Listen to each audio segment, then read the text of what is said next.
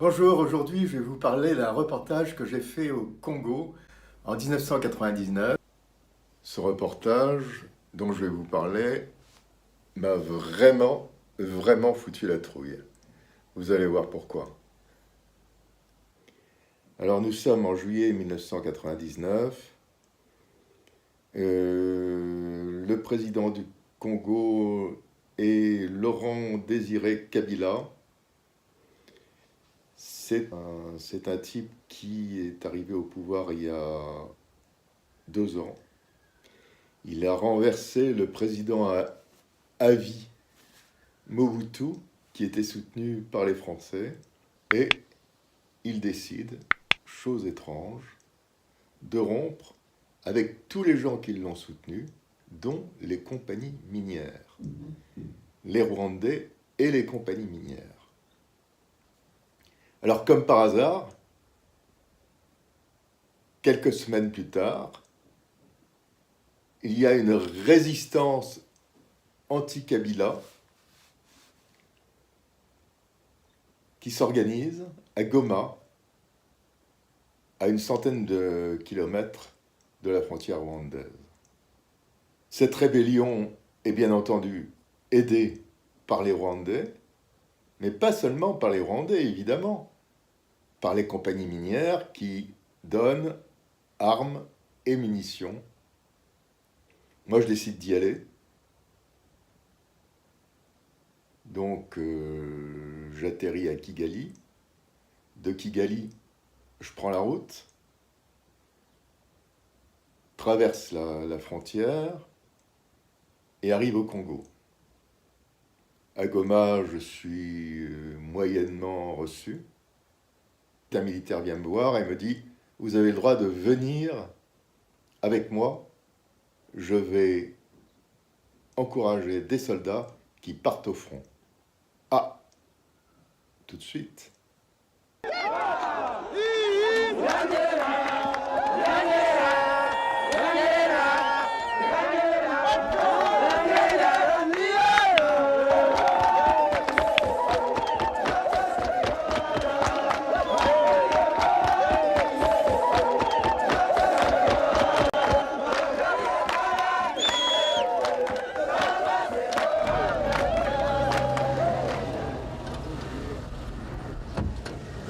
Vous comprenez tous Lingala? Il n'y a pas de problème? Qui ne comprend pas Lingala? Il faut que vous soyez correct avec les habitants des villes et des villages que vous traversez. Vous êtes là pour les libérer, pas pour les violer ou les voler. Et sur l'aérodrome de Goma, j'aperçois des Blancs. Je me renseigne, ce sont des mercenaires russes et ukrainiens. Ce sont des gens qui ont une compagnie aérienne et ils se vendent au plus offrant. Ils livrent des armes un peu partout au Congo. Moi, je leur demande s'il n'est pas possible de partir avec eux. Évidemment, c'est une question de pognon. Et à ce moment-là, l'un d'eux me dit « Ah, écoutez, après-demain, on a une mission assez loin de Goma. C'est environ à 950 km de Goma. On a une mission dans un bled qui s'appelle Lodgia. La piste est très courte. On doit s'y poser en catastrophe. On reste 10 minutes. On balance tout ce qu'on a à balancer et on s'en va. Si vous voulez venir avec nous, on vous balance avec, mais il faut payer. » Moi, je suis d'accord. Je dis « Ok, d'accord. Bingo. » Mais moi, je mets une condition, c'est qu'ils puissent revenir une semaine après, une semaine et demie après. Parce que je ne me vois pas rester plus d'une semaine et demie dans un village. Je ne vois pas vraiment ce que je pourrais y faire. Et voilà.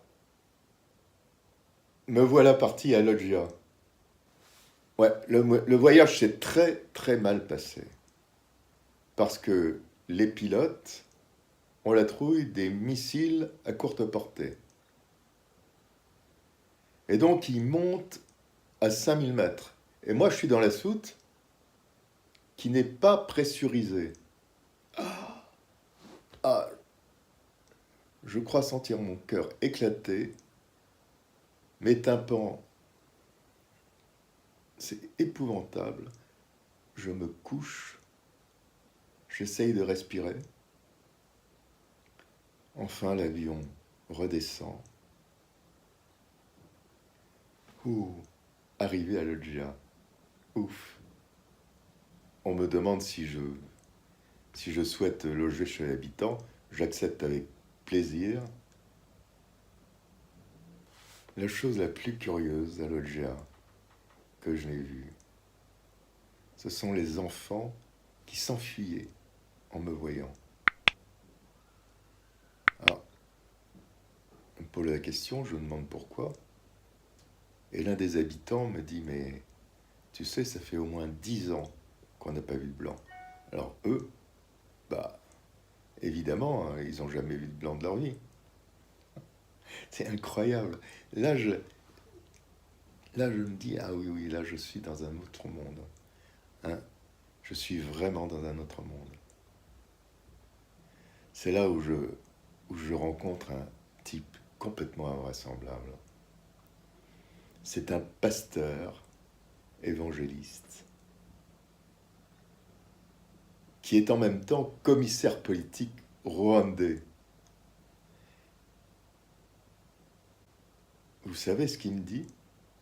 Ah, mais moi, je suis très opérationnel comme commissaire politique, car j'écoute absolument tout ce que les gens me disent en confession, et comme ça, je peux avoir une vision exacte de ce qui se passe à Loggia.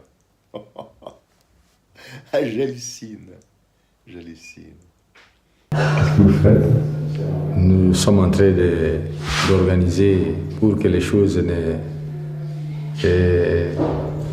ne s'empirent pas, pour qu'il y ait quand même la paix et le calme, surtout, pour qu'il n'y ait pas de débordement. J'encadre la population dans le cadre de l'Église. Et c'est là où je leur explique, parce que la sécurité, à l'époque du président Mobutu, la sécurité c'était pour garantir le pouvoir d'un individu. Mais je leur explique que la sécurité de Dieu, c'est aimer son pays, et aimer les autorités, respecter les lois établies par les autorités, et prier pour ces autorités pour qu'eux aussi mettent en pratique ce qu'ils nous recommandent. Et c'est ça, en quelque sorte, d'après moi, la sécurité. Et c'est ce que je suis en train d'expliquer aux gens. Les gens m'écoutent. Et vous avez trouvé qu'à Loggia, il y a harmonie entre le peuple et les militaires. Il n'y a pas de problème. Nous nous comprenons. Et grâce à ces prédications, même le sida est guéri par la foi en Jésus-Christ, le Dieu d'Escatène. Pardon? Oui. Ce que les hommes de science trouvent impossible, à l'Église du Dieu vivant, c'est possible. D'autre part, il me dit aussi qu'il a des remèdes contre le sida. Ces remèdes, en fait, je les vois, ils refusent que je les filme. Ce sont des petites pilules de sel, mais il me dit, c'est grâce à la bonté divine que j'ai eu ces remèdes. Alors d'autre part, bon, je vais évidemment me balader dans la ville, elle est presque désertée. Et puis il y a vraiment une peur des habitants, du peu d'habitants qui est là, qui se regroupent, mais qui s'éclatent rapidement. Il y a vraiment une peur de ces habitants-là, parce qu'ils voient dans l'armée, l'armée, ces gens qui ont été embrigadés par la nouvelle résistance contre Kabila, bah, il voit chez ces gens-là brutalité, pillage, viol. Voilà. Voilà, parasitiste d'Isaïe, au Congo aussi. Pourtant, une discipline de fer est appliquée. Tout homme pris en état d'ébriété est immédiatement puni.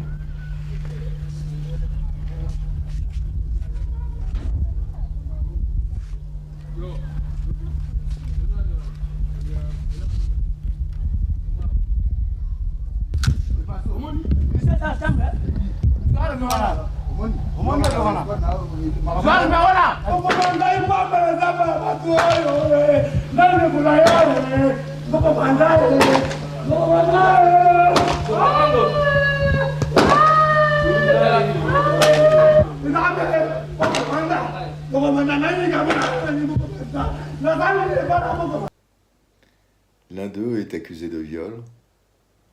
On l'a condamné à 150 coups de fouet.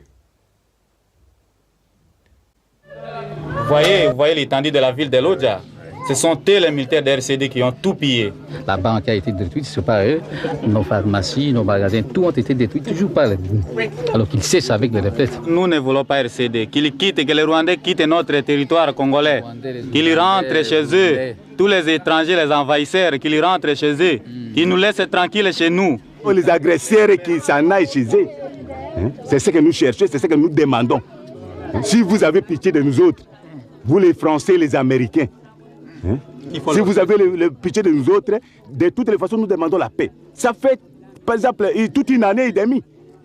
Une année et demie, les enfants n'étudient pas, pas de médicaments, pas de quoi. Les Wamba, ces enfants se trouvent en Europe, sont en train d'étudier. Nous, nos enfants souffrent ici. Nos frères congolais congolais sont de nature de Rwandais. Ce sont les Rwandais qui les dictent pour qu'ils viennent nous faire ce qu'ils veulent. Nous voulons vraiment la fin de la guerre. Nous voulons la fin de la guerre. Ils sont les agents d'exécution pour cette force-là. Ils ne font qu'exécuter à l'heure dit. C'est pourquoi nous nous sentons maintenant engloutis, envahis. Alors les gens là commencent à vendre petit à petit. Bon, ici, c'est les gens qui bricolent les réparations vélo. Et ils se débrouillent pour trouver quelque chose à manger à base de leur travail ici. Ok. Mais actuellement, ils n'ont pas de l'argent. Nous ne voulons pas la guerre. Vraiment qu'il se termine. Ça fait déjà longtemps. Tant des années, il y a que la guerre, il n'y a pas la solution. Il n'y a pas l'hôpital.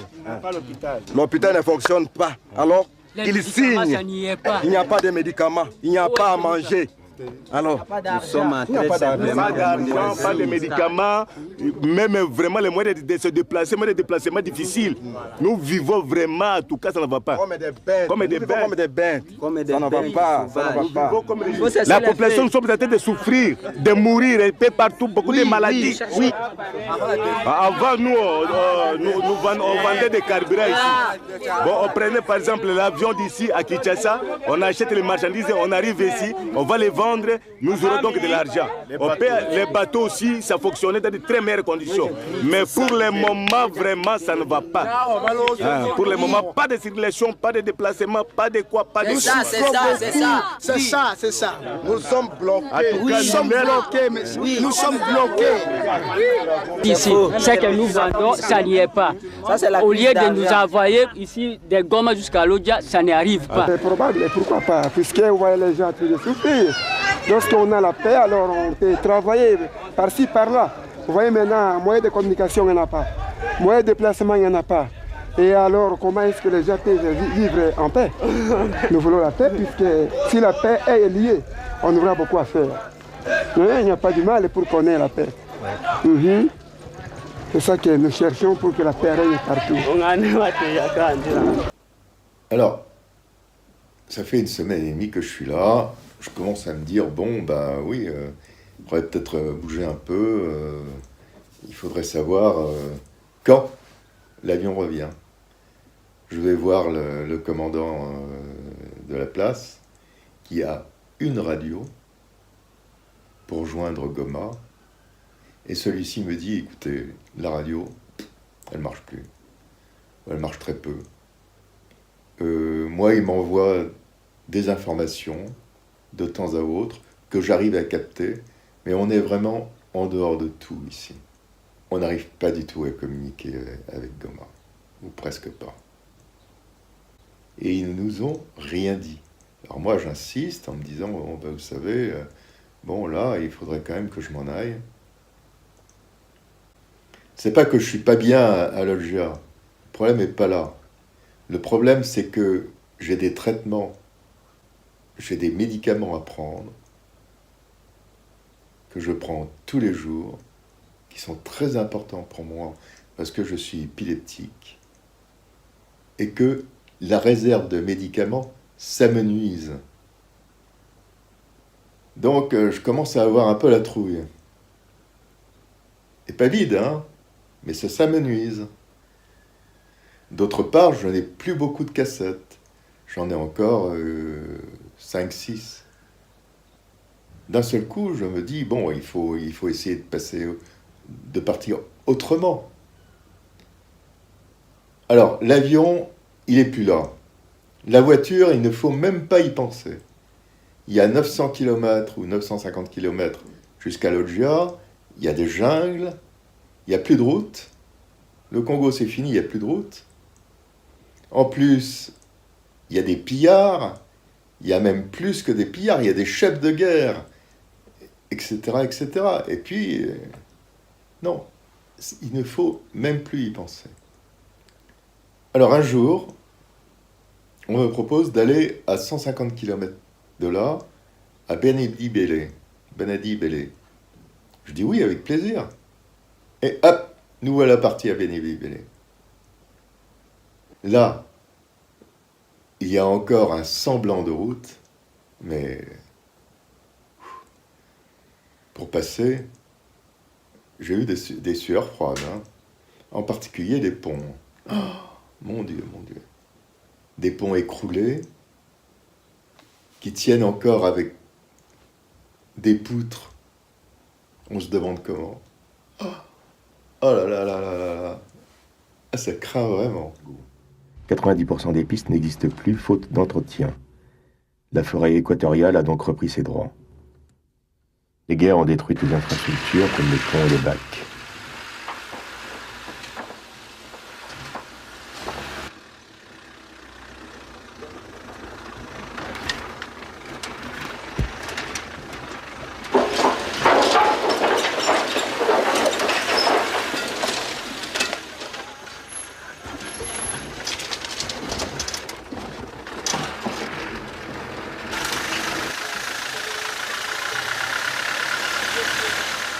Mais bon, ça marche quand même.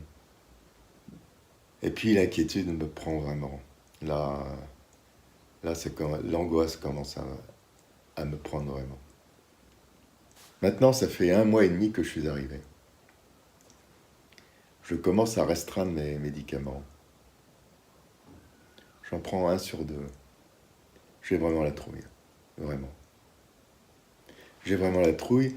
D'autre part, j'ai un autre problème.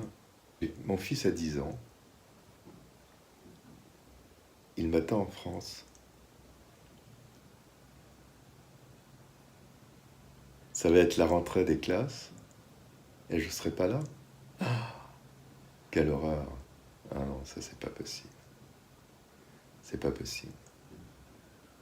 Alors je vais voir le commandant du coin. Je lui dis, écoute, maintenant, il faut absolument que tu me trouves un avion. Et tu me dis, mais moi, je peux rien faire. On me répond pas, je ne peux rien faire.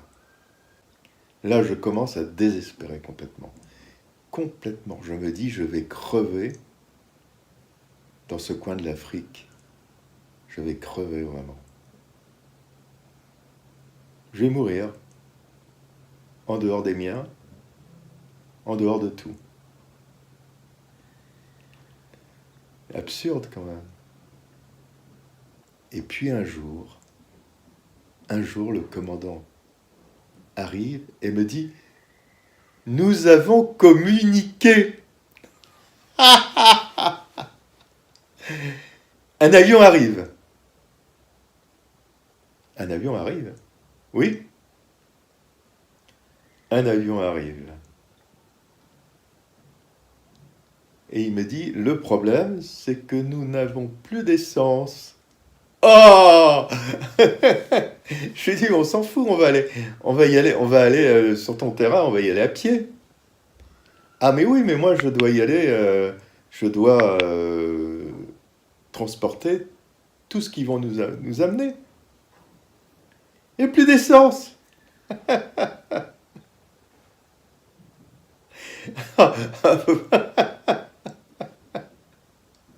Je les vois en train de transvaser l'essence. Ah, c'était trop. C'était trop. Il y en a. La Jeep ici était pleine.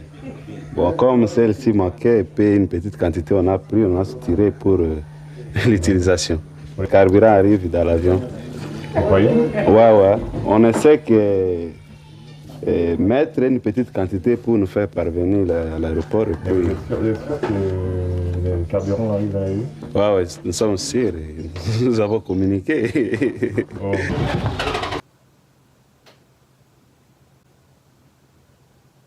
Quelle peur. 2 mois au lieu d'1 semaine. Quelle peur, vraiment. Je suis arrivé juste à temps pour voir mon fils rentrer à l'école. Mais quelle panique.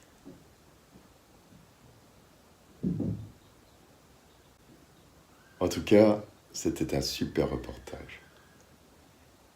Oui, c'était un super reportage, avec des gens super. Des gens extraordinaires, naturels. Des gens extraordinaires.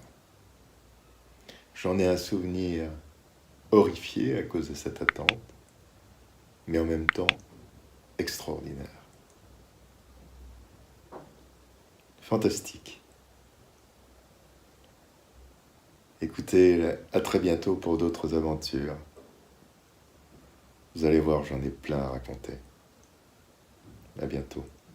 N'oubliez pas, j'aime. Et abonnez-vous.